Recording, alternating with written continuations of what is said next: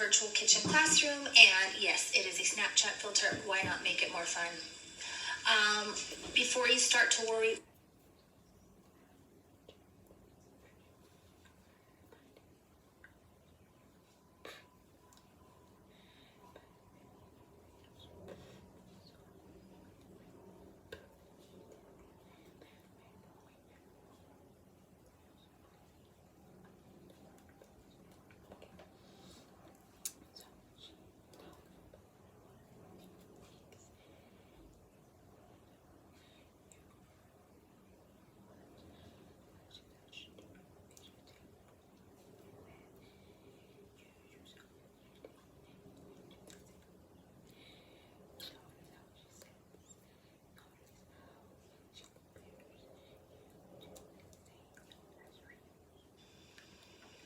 alrighty guys, so these are our ingredients for the recipe I'm showing you today. And again, remember, I'm not asking that you make this specific thing. I totally get how the markets are out of stuff. If you look at this, I went to Albertsons, Ralph's, Stater Brothers, Trader Joe's, and these were from Aldi to gather up all of the ingredients for this particular soup. I actually found this little like mom and pop shop by my house. So I do not expect you to be running around to 6 different markets to get ingredients at all. But like I said in the intro, I do want to give you a recipe that you could be making at home, and maybe when the markets calm down in a few weeks, it'll be easier to find things. When we learned about soup in class, what I told you is it can be a really balanced meal, which is good. So we've got protein, we've got veggies, we have some good carbs in here, which is good for you. Also, it's hearty. Lots of times when you're sick, soup kind of just makes you feel a little bit better. So, and also because we are avoiding going to sit-down restaurants, this is actually a famous restaurant's soup, Olive Garden's pasta fagioli soup. So it's one of my kids' favorites. I've made it for years, which brings me to these guys over here. These are my home cookbooks, I guess you could call them. I started them back when I first got married, and then really started using them a lot when I had kids, because I figured all the recipes that I make, one day they'll be out on their own, or maybe I won't be around, and this way they can go through and make something like, hey, how did mom make her pasta sauce? So you guys, this is like totally prehistoric internet. Before we had like Pinterest and all the sites that we can look recipes up on. They're binders, and what I would do is I would clip different things from magazines and put them in here in these pockets, and then when we really liked something, when the family really liked it, I'd type it up, and then it became kind of a permanent recipe in my cookbooks. So like I said, this is the pasta fagioli soup from Olive Garden, and we had this recipe, gosh, I don't know, probably for at least 15 years. Here it is. I am going to post it as an attachment if you want it, even to save for later. So here are our ingredients. We've got oil, ground beef, onion, carrot, celery, diced canned tomatoes, red and white kidney beans, beef stock, oregano, pepper, parsley, Tabasco, spaghetti sauce, and they're calling salad macaroni. Obviously, you can substitute anything. We're using these teeny tiny bow ties today. There's our broth, our ground beef. Beans are something that's out at a lot of markets. Don't feel like you have to use both red and white. You can use one or the other. Oregano from the DHS garden in our classroom. So basically, all you do is you brown your ground beef in your oil, and then you put everything else in the pot.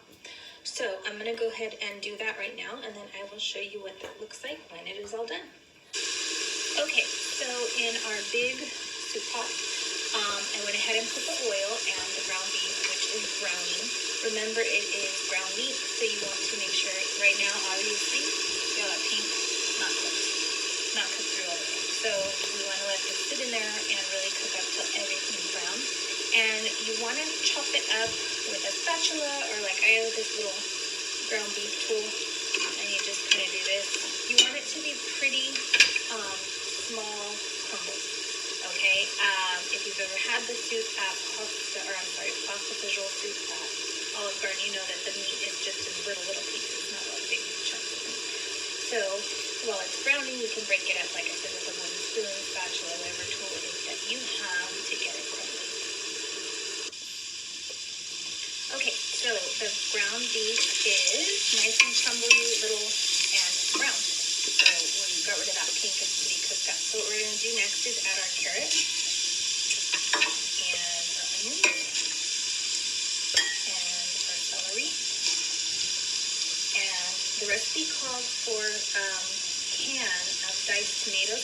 You just go ahead and you pour everything in, the juice, all of it. You want everything in there. And then until that starts to sizzle, you're going to want to give that a good stir.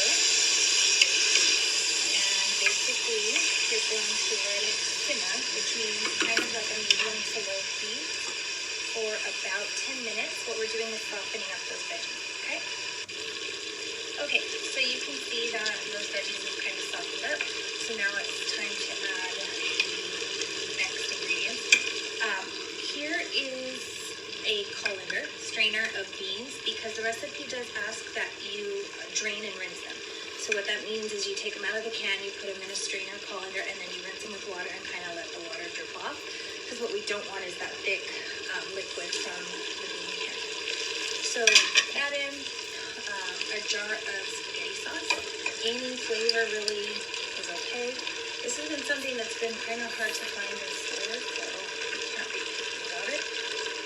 And then we've got, it asks for beef stock, which wasn't there, so I'm using beef broth. If you remember from our unit on soup, stock just has like more kind of an intense flavor, which is good, and we would want that, but you know what? One thing about cooking is it's time to make substitutions, especially when we're in the situation we are now, where things aren't always readily available at the store. So we're going to go ahead and get that all in, and see you in a minute. Okay, so we got that all stirred in there. We're also going to be adding our pasta noodles and our oregano in here. And remember, it may not look like a lot of pasta noodles right now, but if you remember, the pasta noodles puff up quite a bit, and they do end up taking up a lot more space. So a mistake I've made in the past is looking at it and thinking, oh no, the kids will probably want more noodles in there, and then I put way too many in, and now it's just overcrowded with noodles. So just try and stick to the measurement on that one.